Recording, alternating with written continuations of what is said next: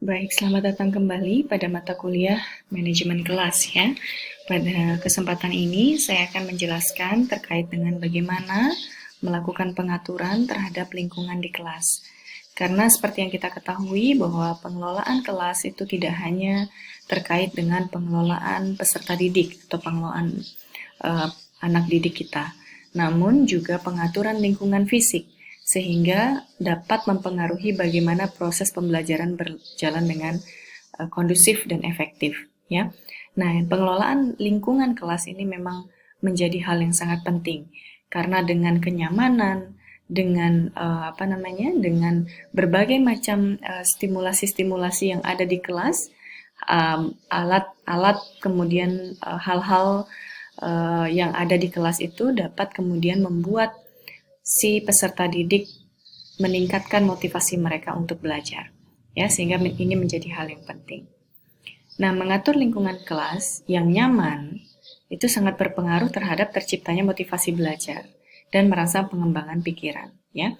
Jadi ketika misalnya kelas tersebut uh, baik ya, kemudian memiliki lingkungan yang kondusif, kemudian indah, nyaman ya, itu tentu akan membuat kita termotivasi untuk belajar.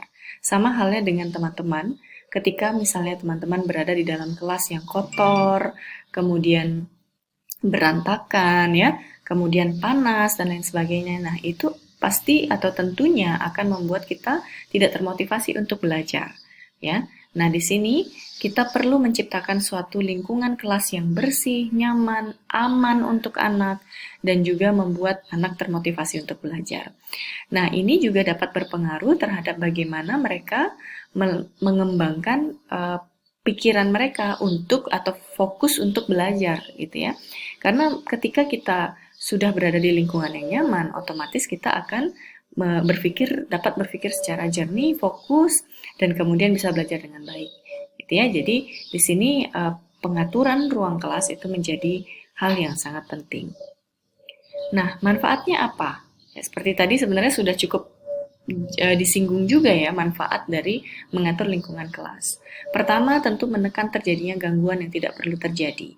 Gangguan yang tidak perlu terjadi ini misalnya terkait dengan yang tadi berupa misalnya panas ya, cuaca panas atau kemudian di luar hujan, terus ruangan kelas yang bocor, itu merupakan suatu gangguan sehingga membuat anak itu sulit untuk belajar ya. Jadi menghindari atau menekan terjadinya gangguan-gangguan yang tidak perlu atau gangguan yang sifatnya berasal dari perilaku anak itu sendiri karena lingkungan yang kotor ya yang berantakan itu pun akan membuat anak itu berperilaku yang berantakan juga dalam arti itu akan membuat misalnya ada sampah berserakan di mana-mana kertas di sana sini dan lain sebagainya mungkin itu malah akan mendorong anak itu untuk bermain dengan uh, peralatan atau barang-barang yang ada di kelas tersebut gitu.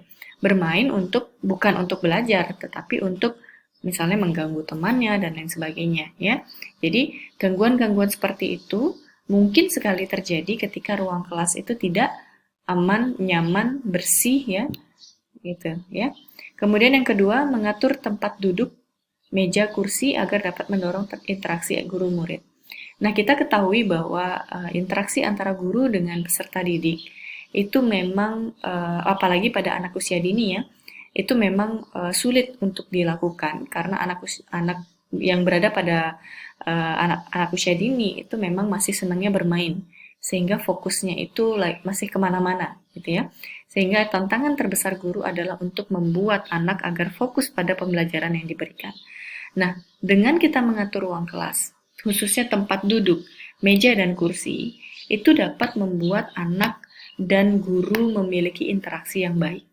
Ya, bagaimana guru itu dapat melihat secara langsung sikap anak ya. Jadi jangan sampai guru itu posisi duduknya tidak langsung melihat pada anak pada tempat duduknya si peserta didik ini gitu.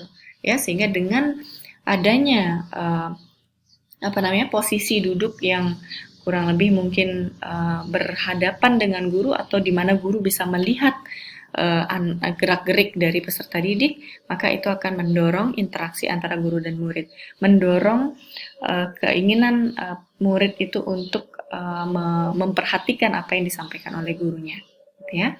Kemudian manfaat yang ketiga adalah guru berdiri di tempat yang dapat memandang seluruh murid. Nah, ini sama dengan yang tadi.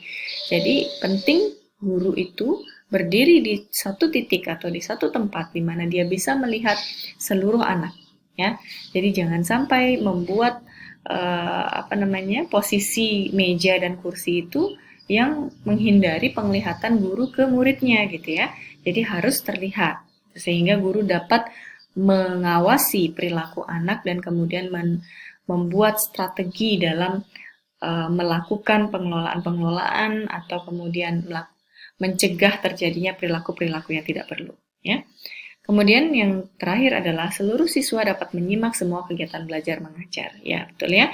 Jadi dengan posisi yang baik, meja, kursi yang baik ya, posisinya itu akan membuat siswa dapat menyimak semua kegiatan pembelajaran dengan optimal, ya.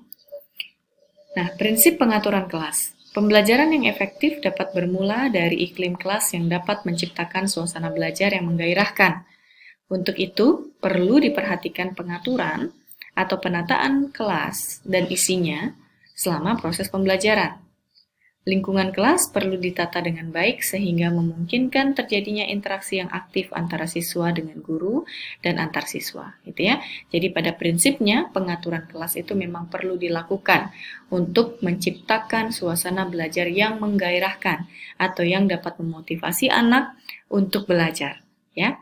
Yang seperti saya sampaikan tadi bahwa ketika ruang kelasnya tidak baik, tidak nyaman, tidak aman bagi anak, itu akan mempengaruhi sekali bagaimana motivasi belajar mereka, ya. Ada prinsip-prinsip yang perlu diperhatikan dalam pengelolaan kelas, ya. Yang pertama, visibility. Nah, ini sudah sempat disinggung juga sedikit tadi.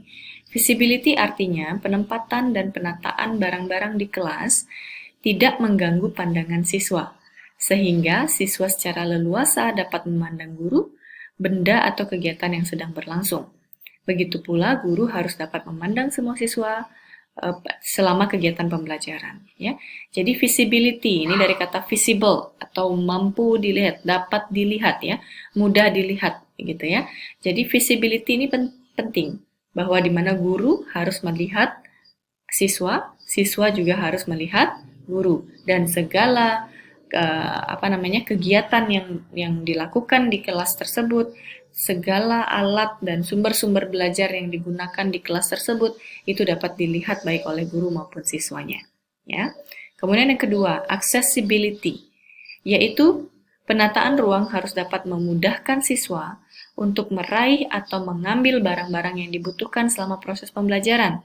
Selain itu, jarak antar tempat duduk harus cukup untuk dilalui oleh siswa sehingga siswa dapat bergerak dengan mudah dan tidak mengganggu siswa lain yang sedang bekerja, ya. Jadi accessibility ini dari kata akses, ya, mudah diakses, mudah dijangkau. Jadi jarak antara siswa satu dengan siswa lainnya harus bisa membuat ruang atau memberikan ruang bagi siswa agar bisa berjalan, berdiri dengan leluasa, ya, duduk dengan leluasa dan lain sebagainya. Sehingga jika terdapat mobilisasi di dalam kelas tersebut, itu bisa dilakukan dengan baik dan tidak terjadi bentrok-bentrok atau tabrakan satu sama lain, ya. Dan barang-barang yang ada di dalam kelas itu juga harus diletakkan di tempat yang bisa dijangkau, gitu ya. Jangan menaruh misalnya puzzle itu di dalam buffet yang ke dalam sekali sehingga anak tidak bisa menjangkau itu, atau di atas sekali sehingga anak tidak cukup tinggi untuk mengambil barang itu, ya, sehingga harus dibantu oleh guru. Namun mungkin ada beberapa hal atau barang-barang yang perlu dalam tanda kutip disembunyikan dari penglihatan anak, hanya digunakan dalam waktu tertentu, itu tidak masalah. Tapi untuk barang-barang yang memang bisa digunakan untuk belajar sehari-hari, yang memang sering digunakan dan harus mudah diakses, nah itu harus berada di tempat-tempat yang mudah dijangkau oleh anak, ya. Kemudian yang ketiga adalah flexibility. Barang-barang di dalam kelas hendaknya mudah ditata dan dipindahkan yang disesuaikan dengan kegiatan pembelajaran. Seperti penataan tempat duduk yang perlu diubah jika proses pembelajaran menggunakan metode diskusi dan kerja kelompok, ya. Jadi Flexibility ini adalah bagaimana ruang kelas itu dapat kita ubah dan sesuaikan sesuai dengan tujuan dari pembelajaran itu. Ya, jangan sampai kalau kita pernah melihat ruang kelas orang dewasa dalam arti misalnya di perkuliahan gitu ya. Jadi ada tipe-tipe ruang kelas yang dimana kursi atau mejanya itu tidak bisa dipindah-pindah atau tetap di sana saja. Nah, ini sulit sekali bagi para peserta didik, bagi siswa untuk kemudian melakukan kegiatan pembelajaran yang sifatnya kolaboratif, ya, belajar kelompok, berdiskusi dan lain sebagainya.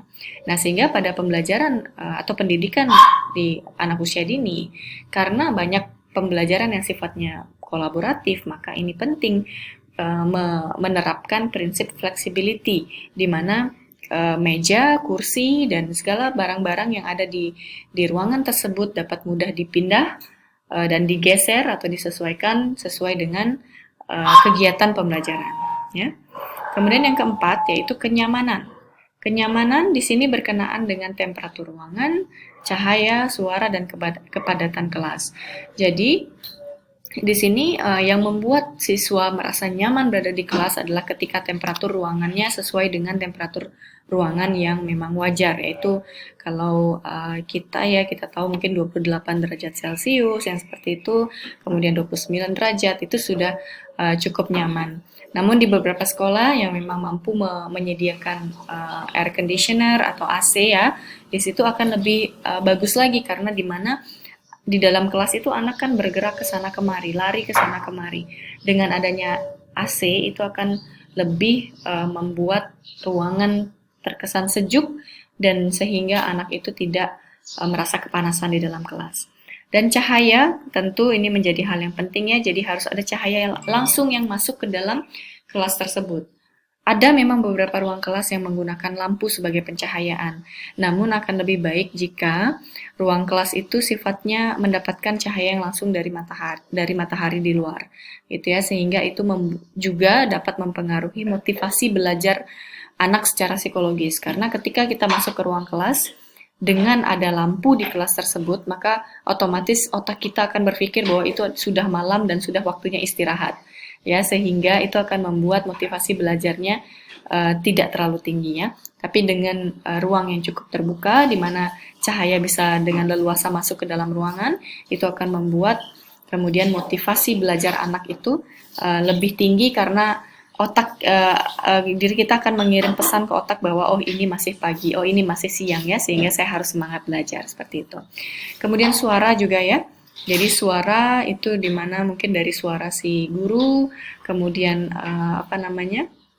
faktor-faktor suara yang ada di luar kelas tersebut ya, jangan sampai ruangan itu bising sehingga anak sulit untuk belajar. Sehingga perlu mungkin di beberapa sudut ruangan itu diberikan peredam suara ya, sehingga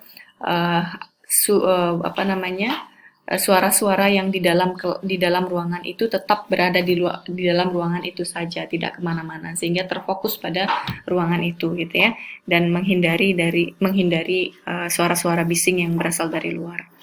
Dan juga kepadatan di kelas. Nah, ini menjadi penting juga karena semakin banyaknya siswa yang ada di kelas tersebut itu semakin membuat padat dan kemudian membuat bagaimana proses pembelajaran berjalan tidak optimal jadinya. Karena terlalu banyak orang di dalam kelas itu akhirnya membuat potensi-potensi untuk terjadinya kebisingan, keributan, dan kesulitan untuk akses ke sini ke sana kemari ya. Karena tadi prinsip accessibility juga penting gitu ya. Sehingga kepadatan kelas itu perlu diperhatikan. Nah, di dalam ruangan kelas itu kurang lebih mungkin 10 sampai 15 siswa itu sudah jumlah yang cukup ya untuk di satu kelas pada pendidikan TK ya.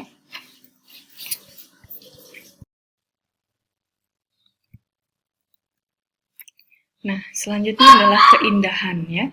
Prinsip keindahan ini berkenaan dengan usaha guru menata ruang kelas yang menyenangkan dan kondusif bagi kegiatan belajar. Ruangan kelas yang indah dan menyenangkan dapat berpengaruh positif pada sikap dan tingkah laku siswa terhadap kegiatan pembelajaran yang dilaksanakan. Nah, kalau tadi masalah kenyamanan, kemudian aksesibilitas dan lain sebagainya itu lebih kepada bagaimana menata ruang itu, letak dari meja, kursi, ya, jarak antar siswa dan lain sebagainya. Nah, prinsip keindahan ini juga menjadi penting. Misalnya bagaimana pemilihan warna, ya, warna pada dinding, kemudian pemilihan media dan sumber belajar, ya, kemudian juga pemilihan bentuk dari meja, kursi, buffet dan lain sebagainya dengan warna-warnanya yang memang dimana kalau anak usia dini mereka sangat menyukai sesuatu yang sifatnya rame atau warna-warni gitu ya, sehingga keindahan ini perlu untuk diperhatikan. Nah, simpelnya kita lihat misalnya kayak di rumah sakit ya. Rumah sakit itu adalah tempat di mana orang sakit. Nah, sehingga rumah sakit itu seharusnya dapat memberikan atau secara fisik dapat membuat orang-orang yang datang ke sana itu tidak semakin sakit gitu ya. Karena dia sudah sakit, kalau kemudian lihat ruangannya juga warnanya suram ya, kemudian kotor, berantakan dan lain sebagainya, itu malah membuat orang sakit ini semakin sakit gitu. Ya, nah, sehingga rumah sakit itu seharusnya membuat memiliki struktur bangunan dan juga dekorasi ruangan yang memang dapat meningkatkan rasa happy atau bahagia dari pengunjung dari rumah sakit itu gitu ya. Nah, sama halnya dengan anak kelas di TK gitu, karena anak-anak usia dini itu motivasi belajarnya kan masih belum bisa kita fokuskan ya, sehingga perlu ditunjang dengan keindahan-keindahan di ruangan itu, warna-warni itu terutama ya. Jadi warna-warni, bentuk-bentuk yang lucu-lucu gitu ya, sehingga anak itu senang dan happy itu belajar di sana ya. Nah, ada berbagai macam style pengaturan kelas ya, yaitu meja dan kursinya. Yaitu yang pertama, ini yang standar, walaupun sebenarnya masih ada pengaturan yang lainnya, tapi ini adalah yang standar yang sering digunakan. Pertama adalah model auditorium, kedua model tatap muka, ketiga model kelompok kecil 4 orang, keempat model seminar, dan kelima model cluster. Nah, pengaturan yang dilakukan itu disesuaikan dengan kebutuhan siswa dengan tujuan belajar yang optimal, ya, dengan tujuan untuk belajar dengan optimal, ya. Nah, ini adalah berbagai jenis style yang tadi sudah saya sebutkan. Nah, kalau bisa kita lihat di sini auditorium style itu di mana posisi teacher atau guru itu di sini, kemudian melihat siswanya dengan posisi duduk yang seperti di auditorium yang kita ketahui biasanya. Jadi seperti agak melingkar bentuk U gitu ya. Kemudian di mana setiap guru itu bisa melihat setiap siswanya ya. Jadi bisa jadi gurunya berada lebih bawah, lebih rendah dibandingkan kursi siswanya, atau ya lebih rendah biasanya dengan posisi seperti ini ya. Ya, atau bisa juga yang model yang lainnya tapi masih dengan style auditorium seperti itu ya. Oke, atau yang D ini di mana guru seperti kurang lebih cukup konvensional berada di kelas ya. Ruang kelas itu adalah salah satu jenis ruang kelas yang kalian biasa tempat kalian belajar di kampus, itu adalah salah satu model style auditorium ya, di mana ini ada guru di depan, kemudian siswanya ada tempat duduk di berhadapan dengan gurunya seperti itu, atau berbentuk U kurang lebih juga bisa ya. Jadi ini style auditorium. Kemudian yang kedua style face to face ya.